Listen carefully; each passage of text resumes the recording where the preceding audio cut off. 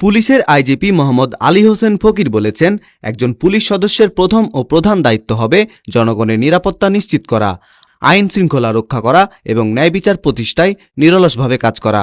আজ বাংলাদেশ পুলিশ একাডেমিতে ৪১তম ক্যাডেট ব্যাচের শিক্ষানবিশ সাব ইন্সপেক্টরদের মৌলিক প্রশিক্ষণ সমাপনী কুচকাওয়াজ অনুষ্ঠানে প্রধান অতিথির বক্তব্যে তিনি একথা বলেন। একজন পুলিশ সদস্য হিসাবে তোমাদের প্রথম এবং প্রধান দায়িত্ব হবে জনগণের নিরাপত্তা নিশ্চিত করা, আইন শৃঙ্খলা রক্ষা করা, ন্যায় বিচার প্রতিষ্ঠা করা। মনে রাখতে হবে, জনগণের আস্থা ও ভালোবাসাই হলো মানুষের সবচেয়ে বড় শক্তি। প্রশিক্ষণপ্রাপ্ত পুলিশ কর্মকর্তাদের উদ্দেশ্যে আইজিপি বলেন, তোমরা আজ শুধু একটি চাকরিতে যোগ দিচ্ছ না, বরং একটি মহান সেবামূলক পেশায় আত্মনিয়োগ করছো, যে পেশার মূল মন্ত্র হলো সেবাই ধর্ম।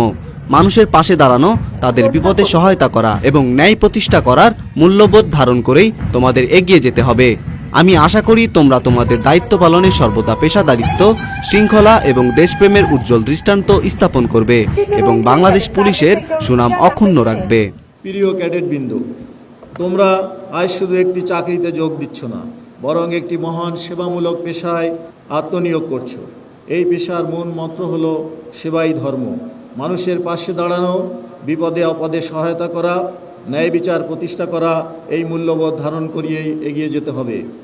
আমি আশা করি তোমরা তোমাদের দায়িত্ব পালনে সর্বদা পেশাদারিত্ব, শৃঙ্খলা, দেশপ্রেমের উজ্জ্বল দৃষ্টান্ত স্থাপন করবে এবং বাংলাদেশ পুলিশের সুনাম অক্ষুণ্ণ রাখবে। এর আগে আইজিপি শিক্ষানবিশ সাব ইন্সপেক্টরদের অভিবাদন গ্রহণ ও প্যারেড পরিদর্শন করেন। পরে তিনি বিভিন্ন ক্যাটাগরিতে শ্রেষ্ঠত্ব অর্জনকারী শিক্ষানবিশ সাব ইন্সপেক্টরদের মাঝে পুরস্কার বিতরণ করেন।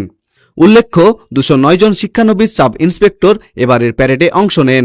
তাদের মধ্যে 5 জন নারী সদস্য রয়েছেন। কুচকাওয়াজ অনুষ্ঠানে আরও উপস্থিত ছিলেন সারদা পুলিশ একাডেমির প্রিন্সিপাল জিএম আজিজুর রহমান সহ জনপ্রতিনিধি এবং সামরিক ও বেসামরিক বিভাগের বিভিন্ন দপ্তরের প্রধানগণ।